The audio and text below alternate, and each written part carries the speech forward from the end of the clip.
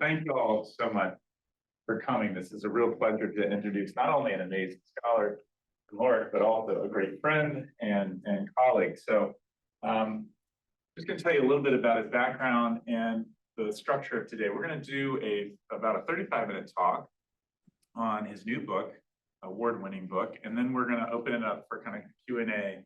And because there's a lot of students, and I know some grad students, I really want to reserve some time at the very, very end just to stop and let you come up and actually like shake hands and talk and, you know, ask those questions that you might not ask in the big group as well. So there's a lot of different kind of formats in which we can interact today. And again, we're just so happy to have Tim with us. In some ways, Tim is local. He went to Ohio University, the other university here, the Ohio University for his BA, and then went off to the University of New Mexico to get his master's degree. And I mentioned that for some of you who are thinking, I know several of you are thinking about grad school.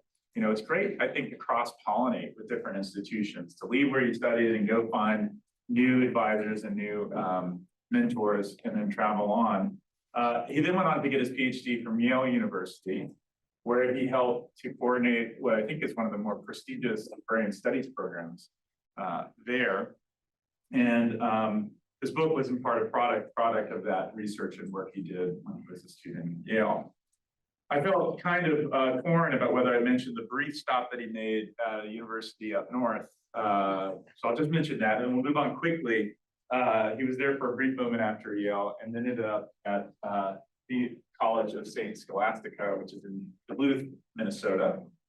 And today he's going to talk about this book, Making the Green Revolution, Agriculture and Conflict in Colombia, which I think in many ways is something familiar to what we talked about, you know, for those who were in the class on Tuesday, about the promise of the Green Revolution, which was really about trying to serve small landholders, and then really what happened as a result of the policies that were put in place, and how, in some ways, agribusinesses and powerful corporate entities were able to benefit from this Green Revolution, as opposed to the folks who made them the target initially of all this. So it's a fabulous book. It won the Henry A. Wallace, what a name if you think about American agriculture, award for agricultural history, and it's one of the best books in agricultural history. So I thought, since Tim's a good friend, right up the way, we'd have him down here to talk about this really important and great book. So if you would, let's give him a big Ohio State welcome. Thanks, Clark. Thank you to Dr. Elmore and to Dr. Eglin and the whole environmental history group here for inviting me, and to all of you, especially the students, for coming. It's great to be back in Ohio. I teach at a small sort of liberal arts style college in Duluth, Minnesota, called the College of St. Scholastica. We also capitalize the in our name so that we have that in common. And since there are so many students here, I like to, when I do a sort of a more student-focused talk or a more public talk, I like to begin with a little bit of an anecdote that will hopefully resonate as relates to environmental history. And this is the wrong picture. There we go. Okay, so this is a Blackburnian warbler. Warblers migrate, many different species of warblers migrate between sort of the American tropics and the boreal forests of northern North America. I live in Duluth, Minnesota. Spring comes late in the North Country, so in late May, early June, we see a lot of warblers like this guy migrating through. And as I was sitting down, I have a window where I look out over this little creek, and Duluth, if anybody's ever been there, Duluth is right on the shore of Lake Superior. There's a pretty dramatic escarpment, like a geological, like, you know, steep escarpment, where these creeks like plummet down from the boreal forests down into the lake. And so I'm sitting there writing the acknowledgements to this book and thinking about sort of how to begin. And then it's late May and this Blackburnian warbler flies right up to the window. And I start thinking about this because Blackburnian warblers migrate between the conifer forests of boreal forests of the north and the montane forests of tropical South America, Central America. Right? So it's quite possible that this Blackburnian warbler migrated to Duluth, Minnesota from the Cauca River Valley, which is one of the major river valleys in tropical Colombia. Now, this is the Cauca River Valley. The Cauca River Valley is a long river valley, the second longest in the country of Colombia.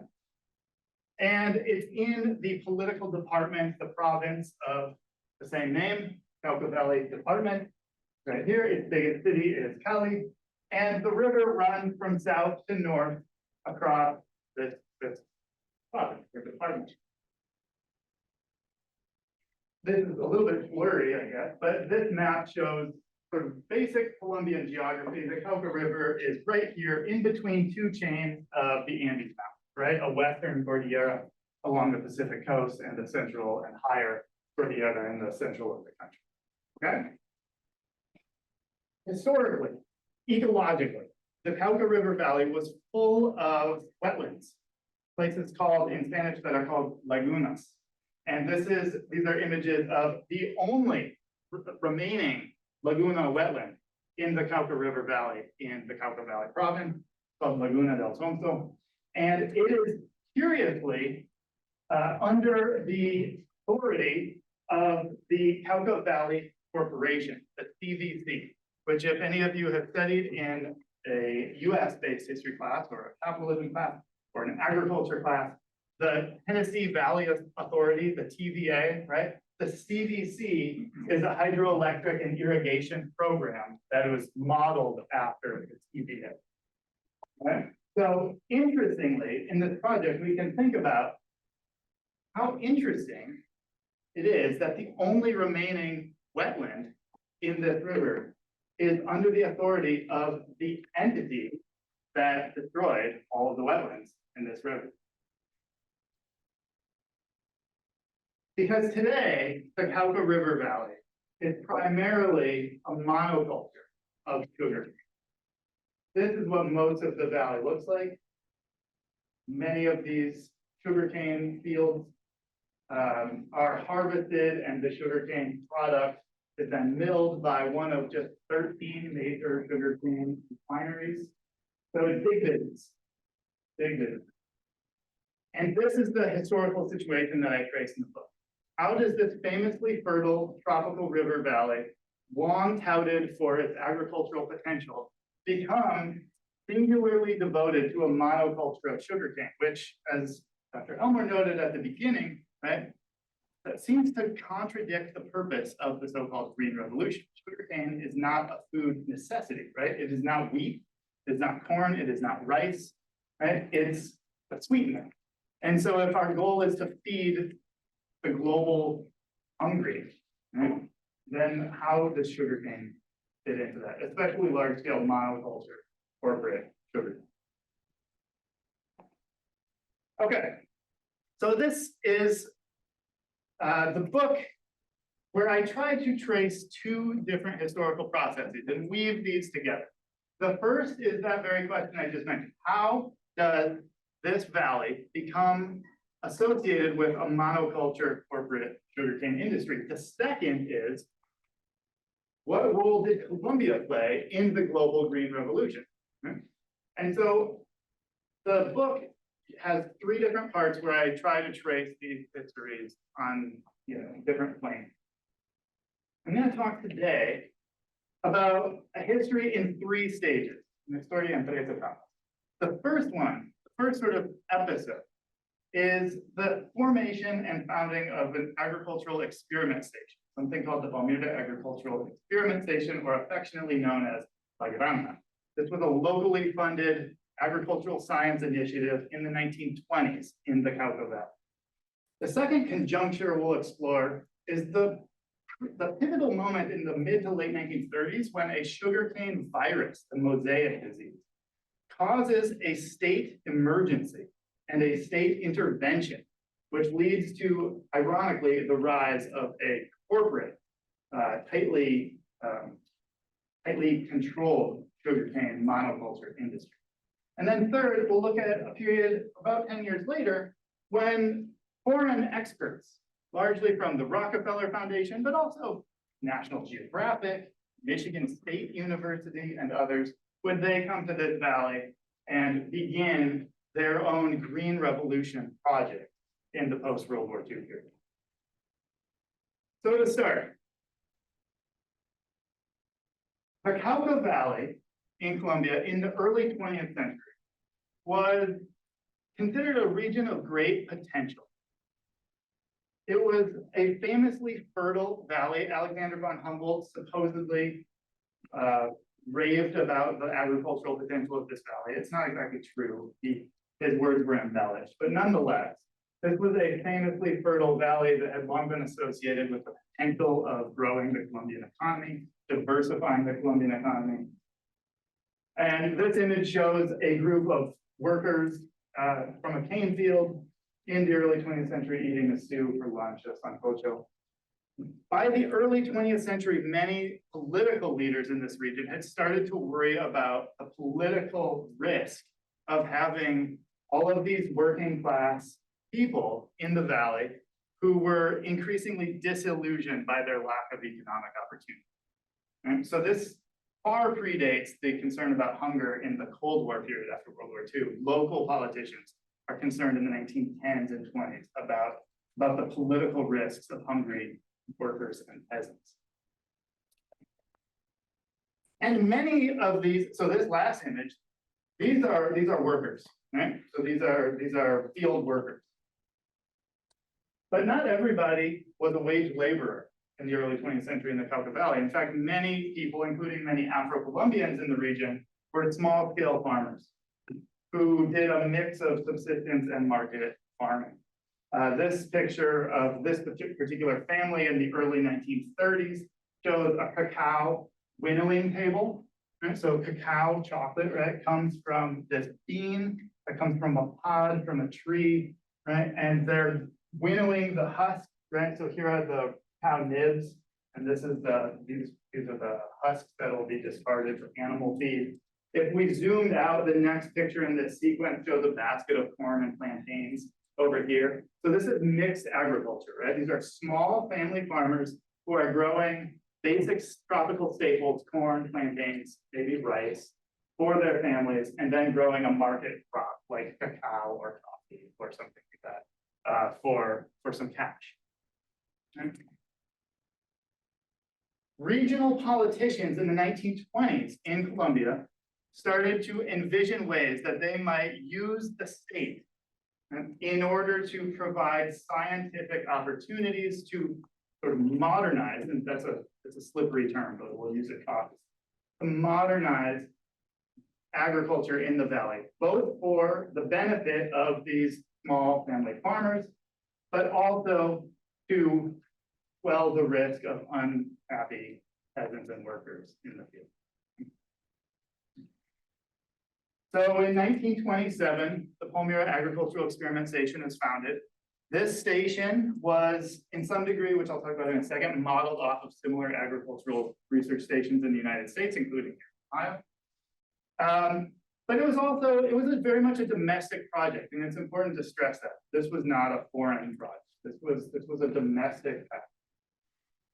And it was one of three major projects happening in Colombia at that time. The Colombian national government decided in 1926 and 27 to create 3 agricultural experiment stations that would each serve the country's distinct crop and ecological zones. So there was a highland station near the capital city of Bogota, where they would mostly focus on potatoes and beans and corn and barley. Then there was a mid-altitude station near the city of Medellin, which is near where the main coffee growing areas are. They would focus on coffee and a variety of other mid-altitude crops, and then a lowland station here in the Cauca Valley, in this tropical river valley, where they would focus on tropical. The first director of this Palmira Agricultural Experiment Station was a guy named Carlos Duran Castro, and he went, as his first order of business, he went on a whole year-long tour funded by the local government in the Cauca Valley department, where he visited agricultural research sites throughout the Caribbean and the southern United States. Right? So the idea was, and again, this is important to note that this is funded regionally by the Cauca Valley government. Their idea was that the Caribbean and the southern United States share some things in common with the tropical Cauca Valley. They share an interest in the same types of crops, rice, tobacco, and sugarcane. Right? And they also share a similar level of inequality in the land tenure system. Right? This was not lost on people in the Cauca Valley. They had a large population descended from Afro-Colombians descended from slavery. Right? And so they were interested in studying how the United States, for example, deals with these rural inequalities through science, through agricultural research sites. So Duran Castro visits all of these sites. He goes to Washington, D.C., where he participates in an international soil science conference, and he comes back with all kinds of ideas, including all kinds of, as well as all kinds of lab equipment and things to get this new station started. Then, we go back to this map. One of his most important stops was in Puerto Rico. And he goes both to a site on the west coast in Mayaguez, as well as the major agricultural research site in Rio Piedras, which is just outside of San Juan.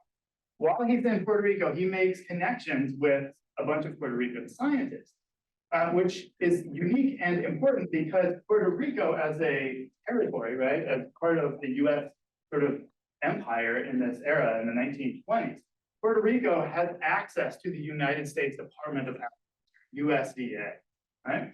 And so the next thing they do is Duran Castro invites these Puerto Rican scientists to visit the Cauca Valley, and they do a reconnaissance tour of the valley and write this extensive report about what they witnessed and what their recommendations would be for their Colombian project.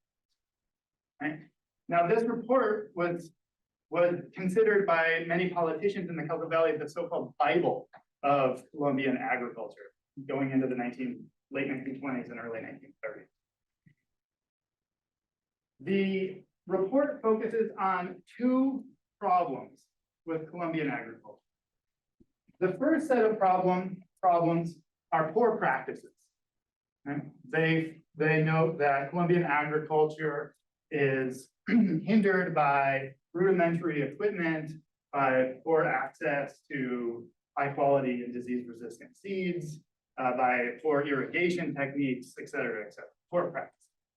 The other set of conditions that they comment on are poor policies that the Colombian government and the Department of the Cauca Valley have a lot of really bad agricultural policies, politics, including, for example, the state monopoly on tobacco sales, which the Puerto Ricans know simply serves to make a lot of people criminals because they're producing contraband tobacco, getting arrested for it, and they're doing this out of desperation because they don't have enough market opportunities.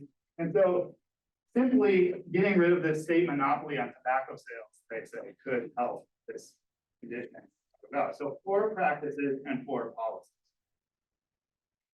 The early Palmira agricultural station in the late 1920s and 1930s is fairly successful in its mission to diversify and scientifically, quote unquote, improve Cauca Valley agriculture. And you can see in this chart, this is from 1934, I believe.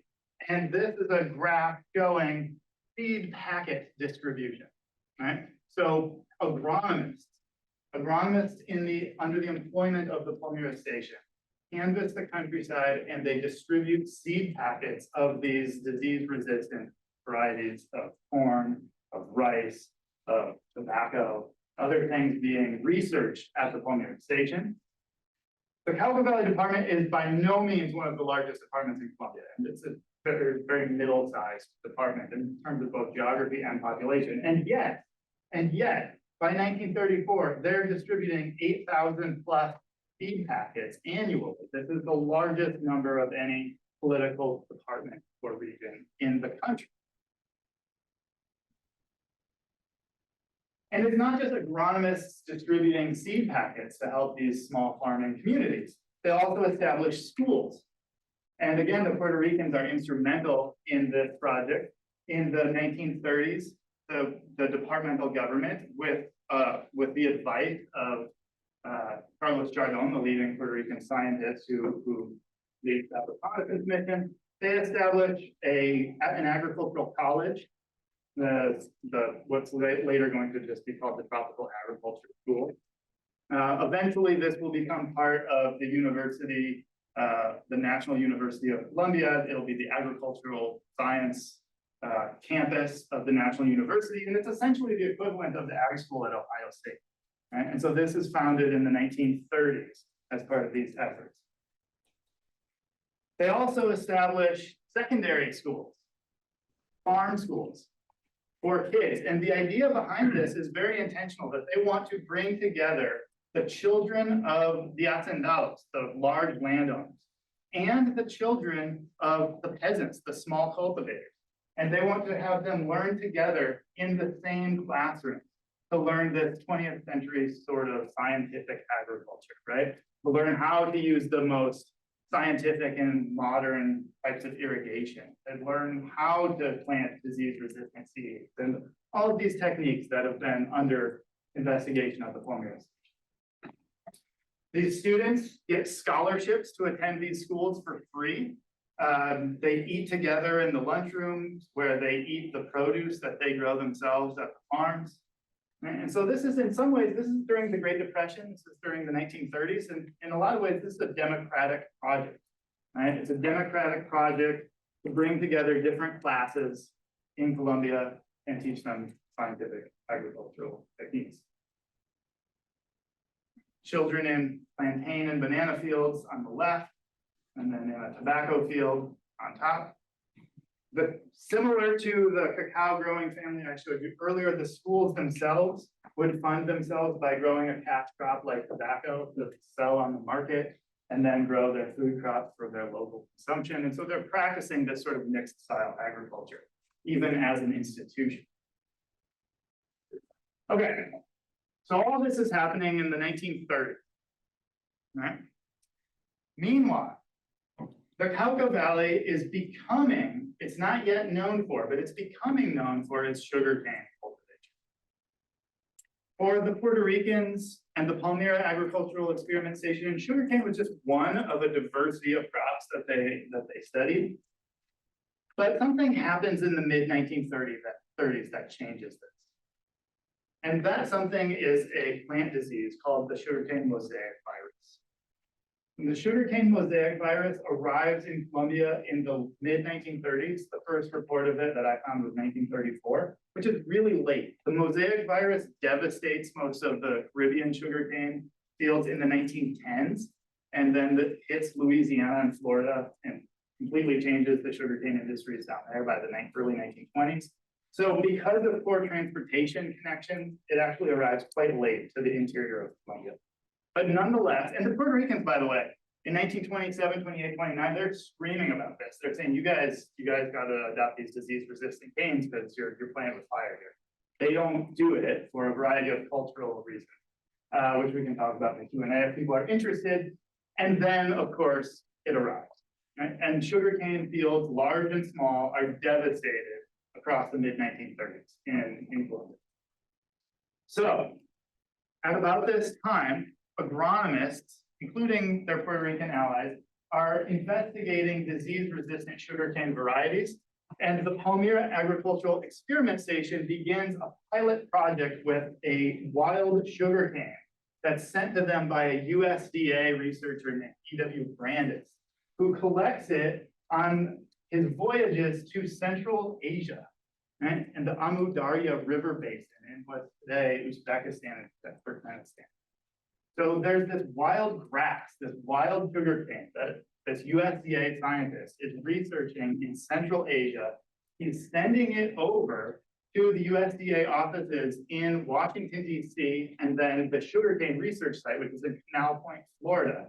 And they're contracting with the Palmira Agricultural Experiment Station to do field trials of this wild sugarcane and to breed it with other Colombian varieties in order to try to produce a stronger, more disease-resistant cane. And all of this is happening simultaneously in the mid to late 1930s, causing the Colombian national government to fully take over the Palmira Agricultural Station. Before, it was a joint effort of the national and the departmental government. The Colombian national government decides amidst the mosaic crisis to fully take over this institution and rebrand it as a sugarcane research site. In rebranding it as a sugarcane research site, then most of the funding and most of the scientific projects reorient toward sugarcane. And the farmers that are quickest to adapt these new disease-resistant canes are the farmers that have capital to risk. They're the large-scale sugarcane growers, the ones who have the capital to absorb a loss if it doesn't go well. And so they start doing these field trials, and they even contract with the largest sugarcane producers in the valley to test these varieties in the field. And so a state-private partnership develops between the largest growers and the new national government's Sugarcane Experiment Center in Palmira, Cauca Valley. And this causes sugarcane production in the Cauca Valley to skyrocket. In fact, this is the ironic part, that it's a devastating plant disease that actually leads to the dramatic expansion of sugarcane cultivation in the Cauca Valley, because that is 1937. That's the year when the national government takes over the Palmira station and rebrands it to focus on these disease-resistant canes in partnership with private industry.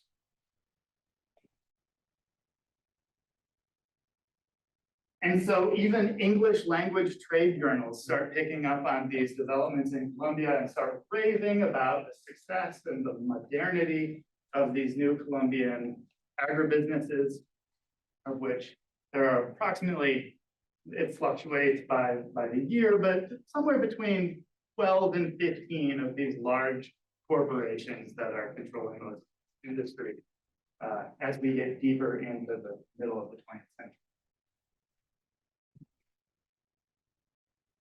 By 1952, the largest of these sugarcane corporations, the Manuelita Corporation, builds its first fully modern refinery.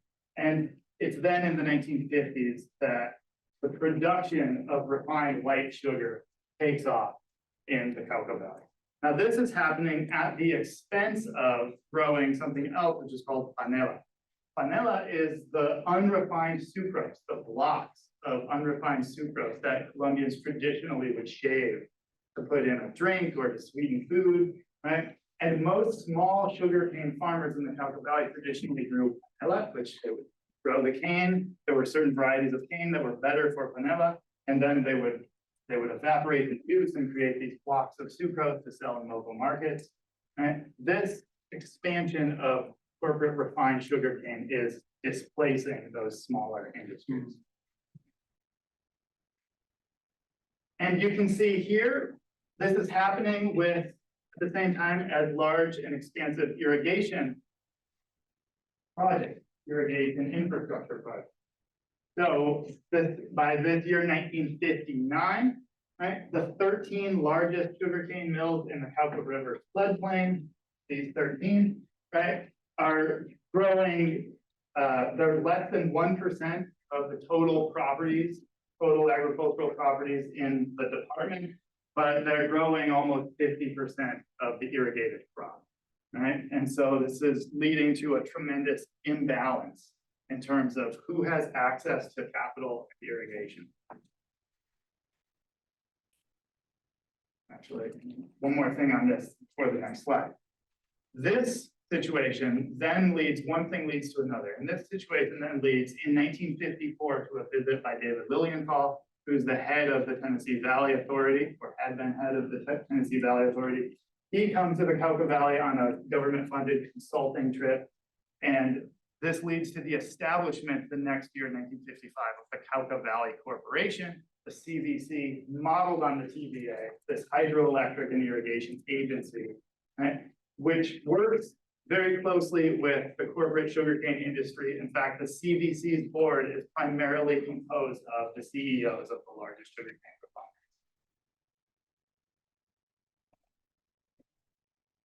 So that takes us into the late 1940s. Sugarcane, especially monoculture sugarcane, is on the rise. The earlier sort of motivations for establishing the scientific research site that had propelled the scientists in the 1920s and funded the schools in the 1930s those concerns are being eclipsed. And then things get even more dramatic in Colombia.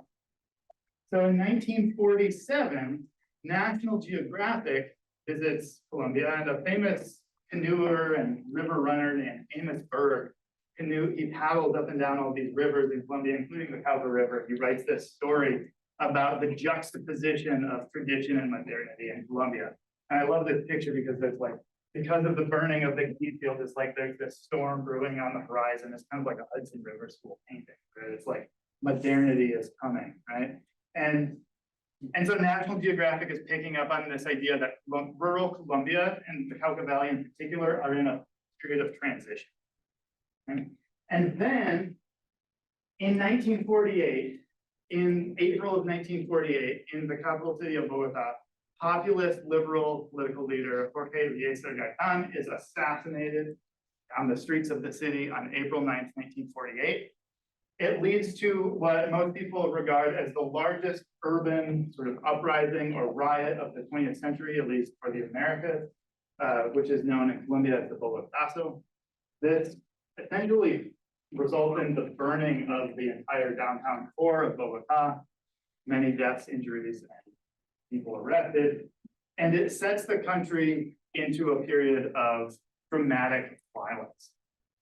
A period of violence had already begun in Colombian rural society, going back to at least the 1946 presidential election, but the Bogotazo really elevates tensions and makes things a lot worse. And this is largely seen as the beginning of a period of time in Colombia known as violencia, the violence or like the troubles that we would consider Irish, Northern Ireland example, which goes on for about 10 years until the late 1950s. And is one of the deadliest periods in any country in the Americas in the 20th century. Interestingly, the assassination of Gaitan happens in Bogota in April of 1948, right as the Pan American Union is meeting at a downtown hotel to orchestrate the agreement to establish the Organization of American States, OAS. It's led by George Marshall of Marshall Plan fame. They're literally on the streets of Bogota when this huge event happens. And so for them, they see the violence and destruction of the Bogotazo as a warning about unstable countries spiraling out of control, and the need to create development policies that will lift people out of poverty so they're not so desperate, and so that these places are not just powder keg waiting to explode. The Rockefeller Foundation, similarly, is in Colombia at that very moment. In 1948, advanced agents, reconnaissance agents of the Rockefeller Foundation are in the country, canvassing the countryside, looking for a site to expand a pilot program in agricultural development that they had started in Mexico in 1943. And we talk about this in this edited volume, Itineraries of Expertise. The image on the cover comes from the Rockefeller Foundation program in Colombia. The Rockefeller Foundation, on the heels of the Bogotazo, does establish this second major international program in 1950, so just 2 years after this event. And this program is essential, I would argue, for understanding the Green Revolution, because this is the first time that the Rockefeller Foundation and their international partners decided to attempt the internationalization of what they had been experimenting with in Mexico. Right? So they began this program in Mexico in the early 1940s, but they didn't know how or when or if this could be applied more globally. Colombia is the testing site where they tried to scale up these early efforts. In addition to that sort of overarching reason, the Rockefeller Foundation program in Colombia also generates a lot of material.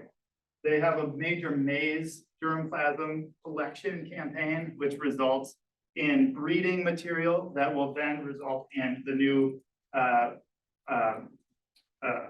high-yielding varieties of maize that are developed in Rockefeller Foundation programs in India throughout the 1950s and 60s. So a lot of the actual material stuff, the germplasm that goes into the Green Revolution in South Asia, comes from Colombia.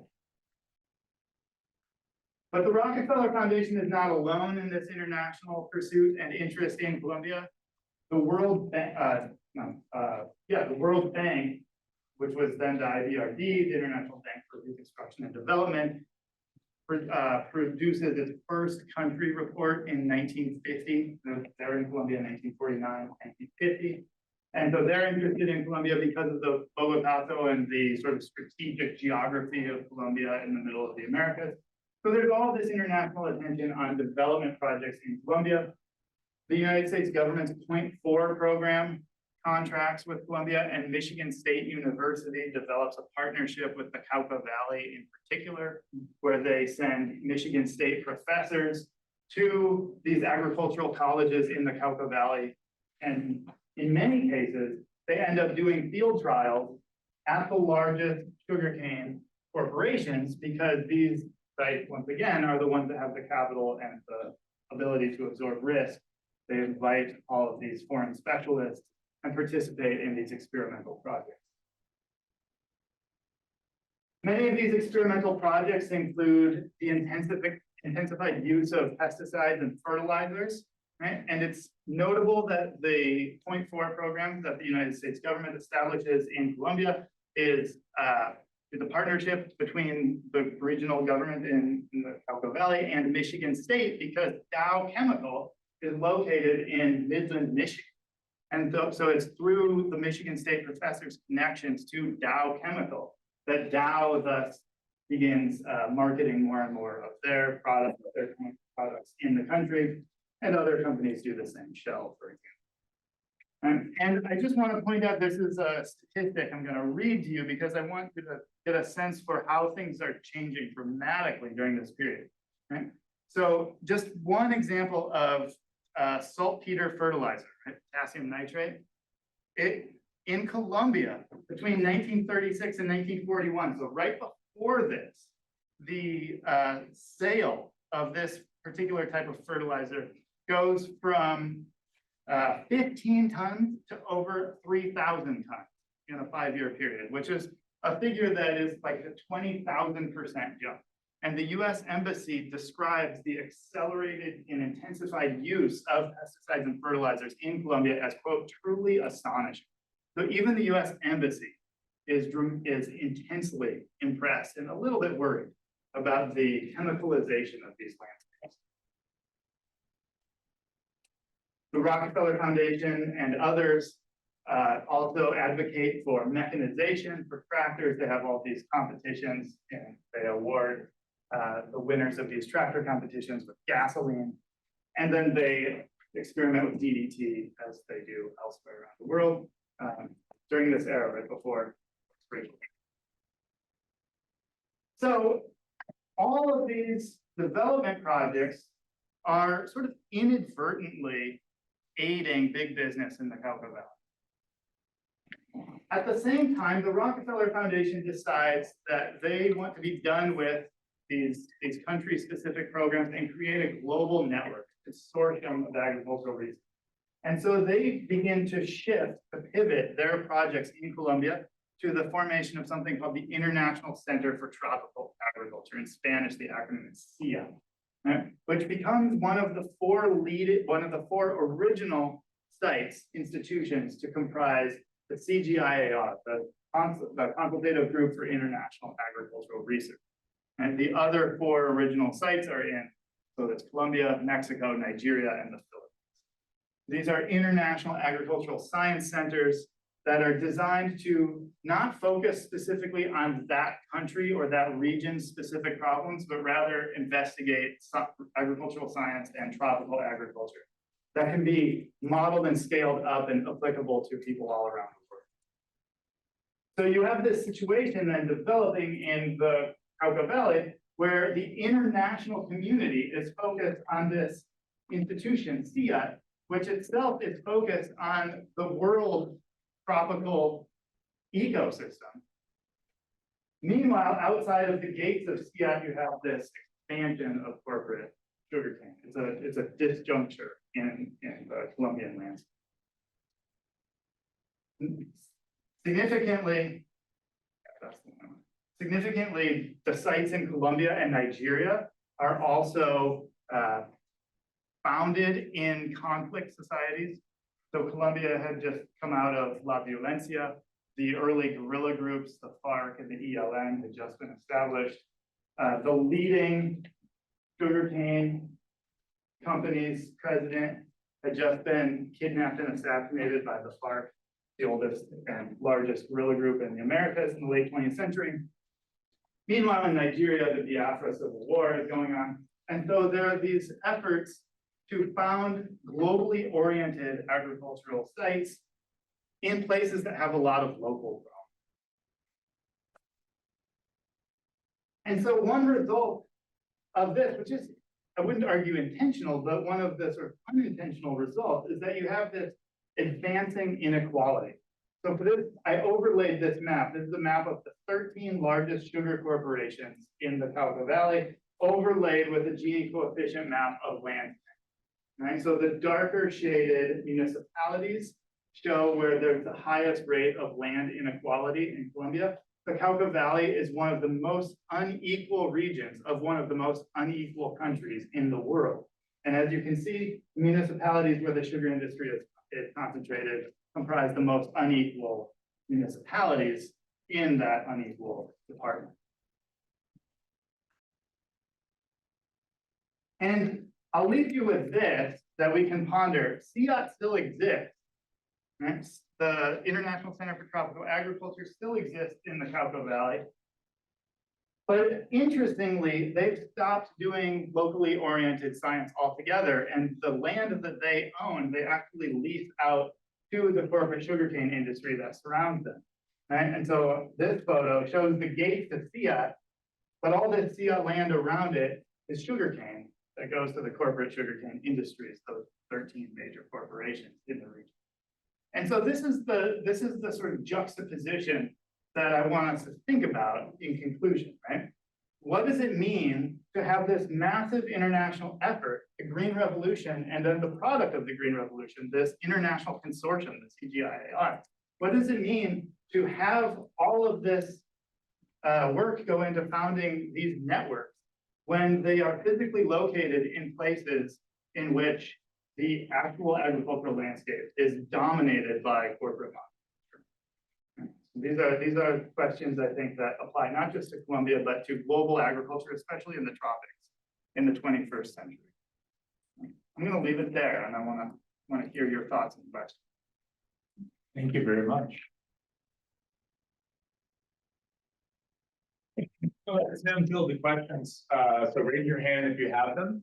And we'll take about 15 minutes or so, 20 minutes, and then we'll have some time to connect also informally at the end. So questions? Something we talked about a lot in Dr. Elmore's class was the banana monoculture down in South America. Yep. And I noticed that they're kind of this monoculture for the sugarcane is happening around the same time that the first Michelle bananas down there. Was there any relation between how agriculture developed in Colombia between the banana and the sugarcane? Was banana being grown in the Cauca Valley? Yeah. Mm-hmm. Are the two related at all? Yeah, I mean, that's a great question. So it's not as simple as it might seem. So they are related, but here's how they're not related. So what you read about the sort of international banana industry that's largely controlled by US corporations like United Fruit and et cetera, right? That is based around large ports by the ocean, right? So in Colombia, the Colombian banana industry is concentrated on the Caribbean coast by these big deep water ports where they can, the ships from Boston, right? Like 100 years ago could load up and then take the product to Philadelphia, Boston. In the interior of Colombia, bananas and their starchy relative plantains were grown by smaller scale producers, right? And so I showed you some of those images early on of the early 20th century. They were growing bananas as a food crop, right? Along with plantains in the Cauca Valley, but it was much more of a smaller scale agricultural product. It wasn't plantation scale. So the plantation scale banana industry is close to those deep water. Yep. Yeah, you might look at a book by Marcello Uccelli. Yeah, yeah, Is he still at University of Illinois? I don't know, I'm not sure, that's a good question. Yeah, I wish I could remember the title of it. It was published by NYU Press about 20 years ago. Yeah, Based on his doctoral research. But one thing that happened after World War II, so the industry, and it's up in the north, up in the Caribbean coast. And immediately after World War II, then Colombian entrepreneurs became the dominant exporters, and I can't remember the name of the company. And then it's actually sort of like a model. I'm a friend of Paul Sabin. yeah, oh, great. And I wrote a book that nobody bought. Nobody bought, but about the Ecuadorian industry that was always dominated by local entrepreneurs, local exporters. Like the Manuelita people, right? Like the sugarcane. Yeah. So anyway, but the banana story is interesting, and in Colombia, as in Ecuador, the local exporters became important. And I'm trying to what's the name of I'm also blanking on the name of the Colombian company? Well, you see their bananas all over the place. Yeah, anybody thinks of it. Yeah, but And just confirming, Marcelo is still at the University of Illinois. okay. Yeah. Good. To add another layer to this too, right? A lot of the Colombian entrepreneurs in the sugarcane industry, I showed you briefly that they were often targets of the guerrilla groups, which were, their reason for existence was protesting and combating this rural inequality in the country and advocating for a political revolution. And one of their main targets were these entrepreneurs of these big companies. And so after several of them had been kidnapped, members of their families had been kidnapped, a lot of them started moving investments out of the country. And a lot of the big sugar corporations now have major investments in the Ecuadorian bananas. So a lot of Ecuadorian bananas, as well as shrimp in Ecuador and other things are And flowers. and cut flowers are partly controlled by Colombian businesses. Is it Chiquita? Is that the name of the banana company? Brazilian owned. It's not the one you're thinking of. So Chiquita is the original United Fruit, but Yeah. Chiquita was bought by Brazilians. Yeah, 7-10 years ago. about 10 years ago. Yeah, but that's originally United Fruit. They changed their name as a publicity. United Fruit had a bad name. Yeah, thanks for the talk. It's really Yeah. interesting. I was really curious about this question of state because and I was curious, sort of, from your talk, it seemed pretty important that federal government comes in and the Colombian federal government comes in and sees, oh, we have a problem with sugarcane. Yep. Sugarcane industry is going to get wrecked by this. So let's go out and try to, spread this hybridized sugarcane through by taking over control of this research facility. And so I was kind of curious, what sort of effects do you see on the sugarcane industry outside of the Cauca Valley? Is it similar, or is it more intensified in the Cauca Valley because of that research site and federal government? That's a great question. No, it is a bit different. Outside of the Cauca Valley, more small scale sugarcane production kind of lives on a little bit longer than it does here, but it's because it's not the dominant industry anywhere else. Sugarcane is becoming in this period the dominant agricultural product in the Cauca Valley because of these unique sort of fertile soils. They can grow a sugarcane, they can harvest all year long, and there's sort of unique soil attributes that lead to this being a major, becoming a major center for sugarcane production. Other regions of the country, more of a mixed scale sugarcane industry will continue up to today. Like you can still buy vanilla in Colombia, right? But it's predominantly in other regions where that's not the main sort of capital. Yeah. Were you talking about how, like, in the 30s, the farms corporatized and consolidated? Mhm. And so did that drive out the smaller farms? Like, did they end up leaving the valley or like going to Mhm. cities, or did they end up becoming like workers on these plantations? Yeah, Like, what yeah, so that's a great question. And there are people doing research right now, especially locally in the Cauca Valley, doing oral history and sort of retracing some of those particular trajectories that I wasn't able to do because of the nature of this project, but sort of on a broad scale, I would say yes, right? Like that predominantly what's happening is that smaller scale producers are becoming sort of wage labor for these expanding corporate industries. They're becoming cane cutters or other types of workers on these larger, with these larger companies, or they're moving to the city. And this is overlapping in time with the dramatic expansion of Latin American cities. And regionally, that means Cali. Cali is the big city in this area in Colombia. So a lot of people are moving to the peripheries of these cities. Other people are staying in the countryside or taking labor positions with the new corporate industry. So yeah, so it is happening, but there are people doing much needed work on that right now in the Cauca Valley to trace the sort of more personal and family histories of what that looked like. The other thing I wanted to say about that is one of the other sort of events that leads to smaller scale producers leaving farming is the establishment of the CVC, the Cauca Valley Corporation, in the mid-1950s. The Cauca Valley Corporation, in part because it's run by sugarcane entrepreneurs who sit on its board, and the sort of guild of big businessmen in Colombia who are influential in it. They begin these projects where they start doing reclamation, wetland. So I showed you the wetlands at the beginning. Wetland reclamation projects along the Cauca River, with the understanding that the newly reclaimed land from these wetlands is going to go into sugarcane production. So a lot of smaller family farmers who live in these wetland zones and cultivate small plots, right? They're sort of flooded out, or their land is repurposed for sugarcane.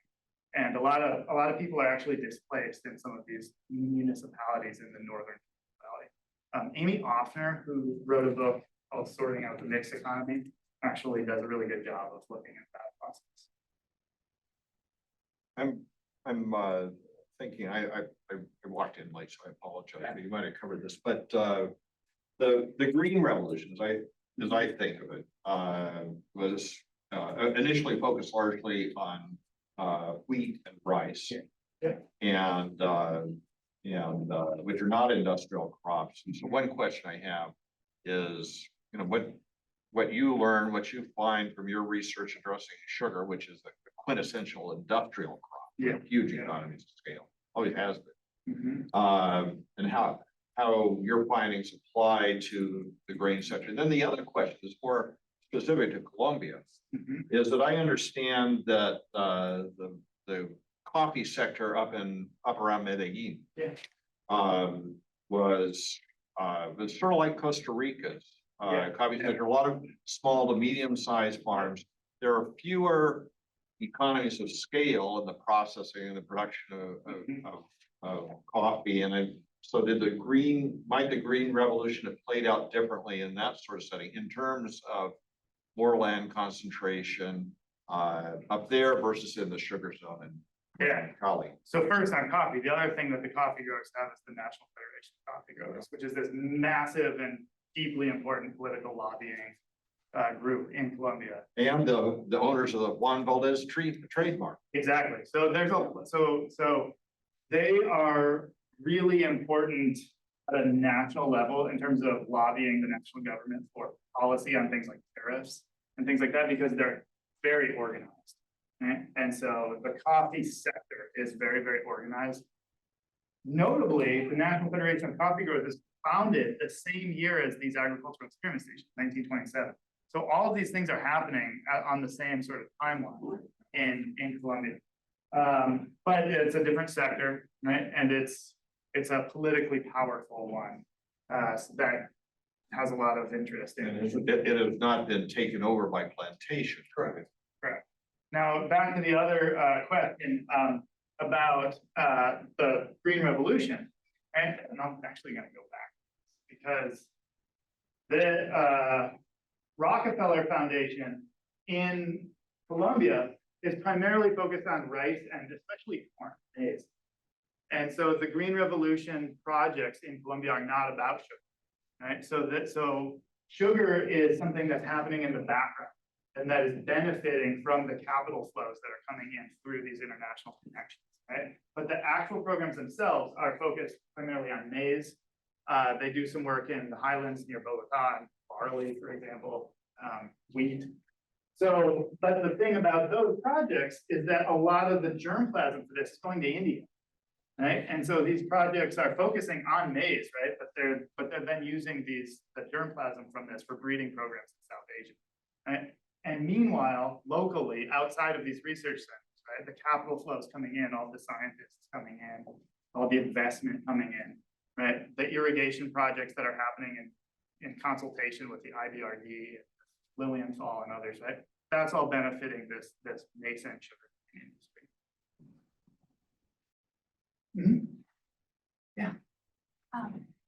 Thank you. I Yeah. was curious about some of all the different programs you mentioned, like the Point Four program versus the Rockefeller Foundation versus Yeah. the Consular Group. And I'm interested in the history of philanthropy and how philanthropy can be sometimes an arm of corporations or Sure. arms of the state or Mhm.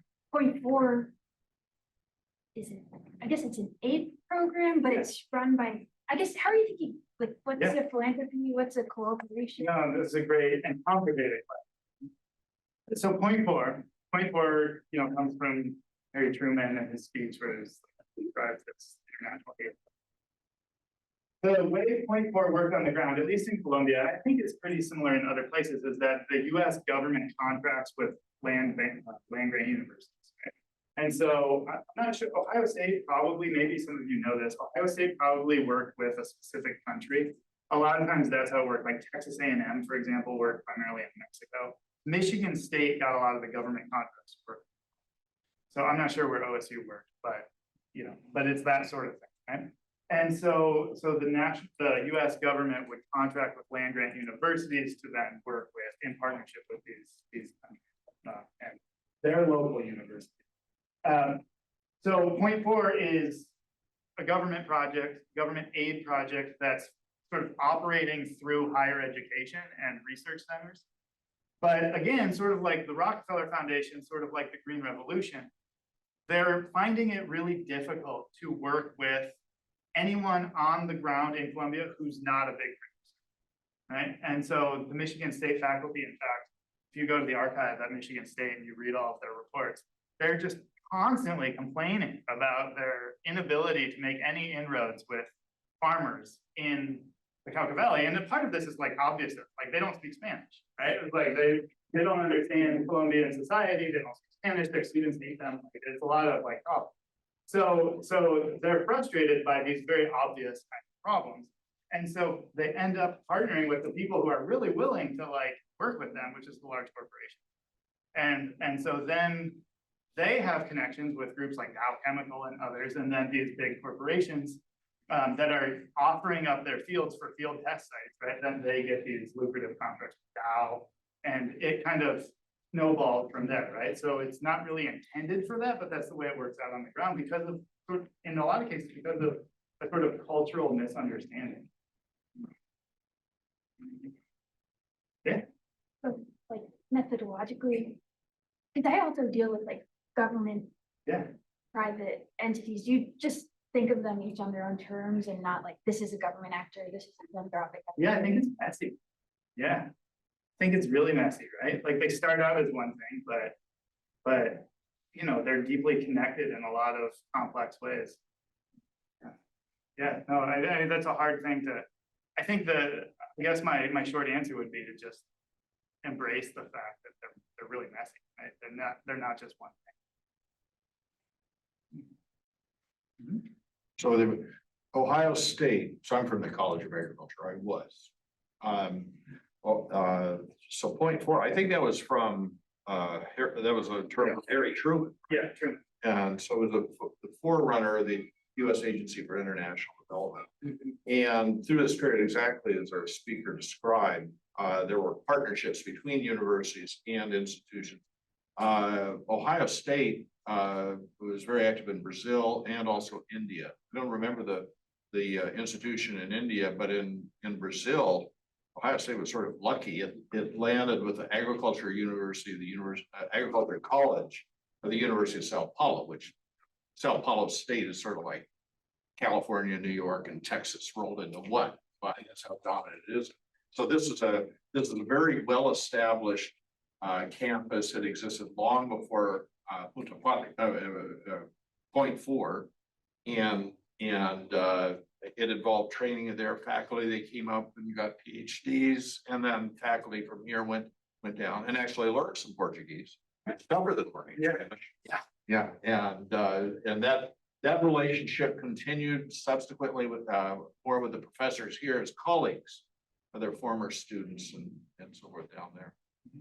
And, you know, and this is actually reminding me, in preparation for coming here, I was curious and I was looking and trying to find out if I could find anything about those OSU partnerships. And I would put in Ohio State University, but like, I would keep getting redirected to a different OSU because Oklahoma State just had some big commemorative event for their program with Ethiopia. And so, like, another example, like Oklahoma State is a very institution. So a lot of times it worked that way. And last question. It's not really a question. I'd just like to add, you mentioned that OSU did here. Yeah. On my dad's side of the family, I have a distant relative who came here as part of the 4-point program. He got a PhD in agriculture at the School of Agriculture. Yeah. Hugely beneficial. Oh, I mean, yeah, like a lot of, and the same, you know, the same thing happened in Michigan State and all these other places, right? We really believe in the opportunity to go meet our speakers. So if you want to stick around and have a conversation, we'd love it. But for now, let's just say thanks to Tim.